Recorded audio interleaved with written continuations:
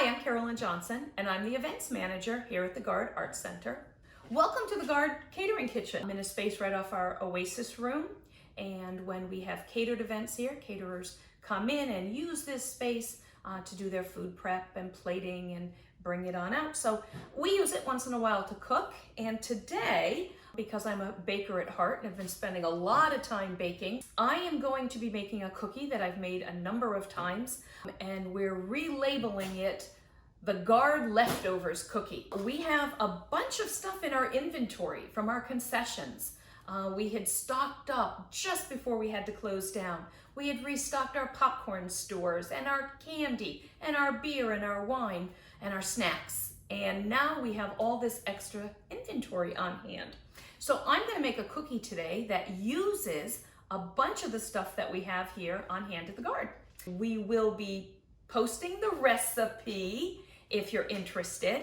And it's a real easy cookie that isn't real complicated, and it just allows you to throw in a cup of this, a cup of that. You put in a bunch of add-ins, and when I was going through our storeroom, it dawned on me that a lot of the stuff that we have here at the Garde are perfect things to throw into your cookies. So let's begin. So the cookie we're making basically is a chocolate chip cookie dough. It's a really buttery one. And then we're gonna throw a bunch of fun stuff into it. So it will look a lot like any other cookie dough recipe you've probably put together. And we are starting with putting our flour in a bowl. That's a cup and a half of that. And then we have a teaspoon of baking powder, half a teaspoon of baking soda, and a teaspoon of kosher salt to go. So you just mix all these dry ingredients together, give it a little twirl, and then you're just gonna set that aside. Now, the best ingredient in any cookie is the butter. This one uses 1 3/4 sticks of unsalted butter. If you only have salted butter in your house, go ahead and use it. Maybe you'll just cut your salt back just a little bit to account for it. So you're going to take your 1 3/4 sticks of butter in a bowl. If you have a mixer, you can use it. I'm not gonna use one today. If you've got somebody with some good muscles in your house, just let them beat this for you. You're gonna put in with your butter. You're gonna put in half a cup of light brown sugar. Use the dark brown if that's what you have in your house. And you're gonna use a cup of plain old granulated sugar. And you are going to beat those together until it's nice and soft and mixed together and all well creamed. And now to our butter and sugar mixture, we're gonna add 1 large egg and a teaspoon of vanilla. This is my homemade vanilla, by the way. It's a store-bought bottle that I refill, but now I make my own vanilla. Maybe another day I'll have to do a lesson on making your homemade vanilla. It's very satisfying. You can't make it though when you're planning to bake something because you need about 6 months for it to sit and age. So, but it is fun. And vanilla right now is hugely expensive. And you are going to mix until all well combined and nice and smooth. That butter and sugar now in with the egg and the vanilla. And you're going to add your dry ingredients to all the wet ingredients in the bowl. And again, give it a good stir. Don't over mix it. You don't want it to get too tough now that your flour's in there, but you're gonna mix it just till it's all mixed nice and smooth. Now comes the creative part. This recipe has that nice basic buttery dough that you see. And then to that, you're going to add 4 ingredients from 4 different categories in your home. So the first ingredient you want is you want a cup of granola or some type of cereal. It can be any kind of cereal that you have in your home. It can be Captain Crunch. Go more for one of those kids' sweet and crunchy cereals, the Frosted Flakes, the Cocoa Puffs, those type of things. And you're gonna dump a good cup full into your bowl. The next mix in is some type of a crunchy, salty snack. And this is where we're going to start to use a Garde leftover. I'm going to use leftover popcorn.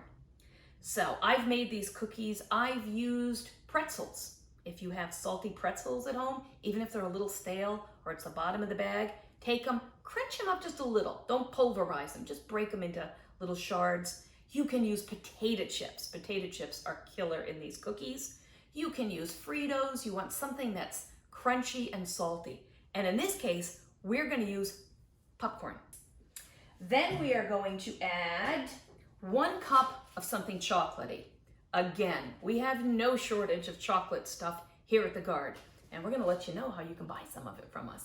So you can use Hershey bars. You can use M&Ms. If you use the big peanut ones, maybe crunch them up just a little before you put them in. It can be chocolate chips. It can be a chocolate bar that's hanging around that you want to just crunch up and throw in. Anything that you can think of in the chocolate family works here. And you want right around a cup of that.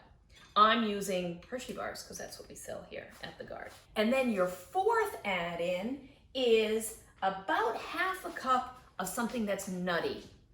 Again, I'm making use of our storeroom here at the Garde. We have all the little packets of the peanuts and the cashews and the mixtures that we sell when you come to the Garde and you want something to go with your beer or your wine.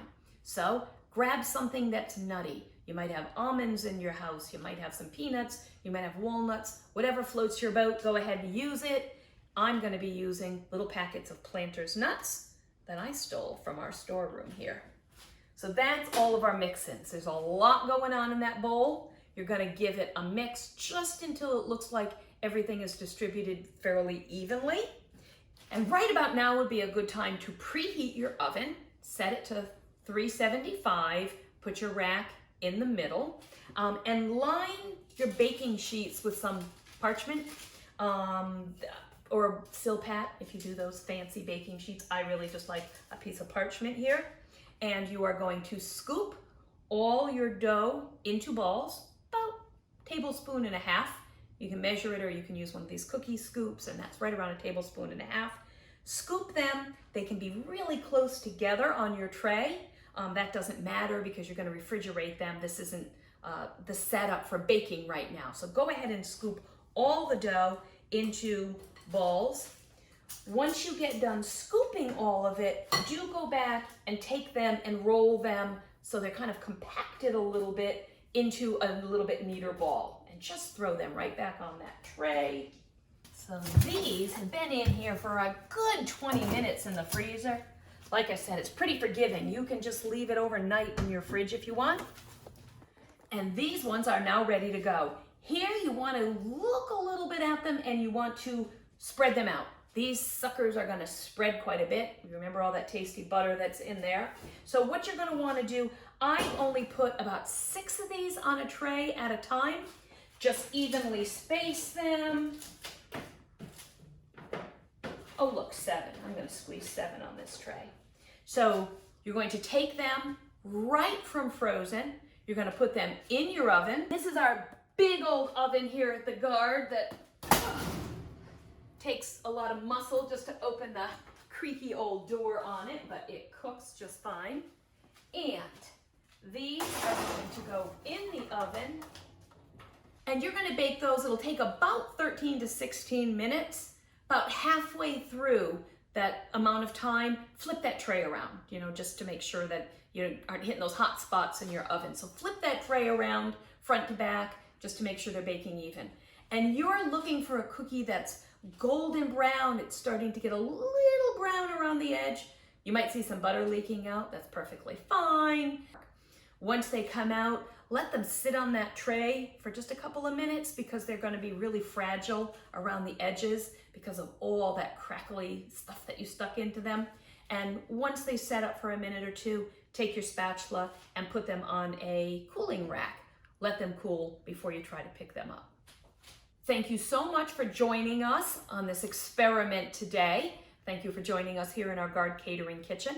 I hope you enjoy this recipe and I hope you have a chance to try it out while you're at home. You can use your imagination and try all kinds of great add-ins and make the recipe your own. there is a link here that will let you know how you can buy some of our excess inventory, how you can help support the Garde by buying our peanut M&Ms, our popcorn, and of course, the ever favorite Twizzlers. All money that you spend on these great bargains will help support the Garde during these times when we can't be with you. Thank you so much.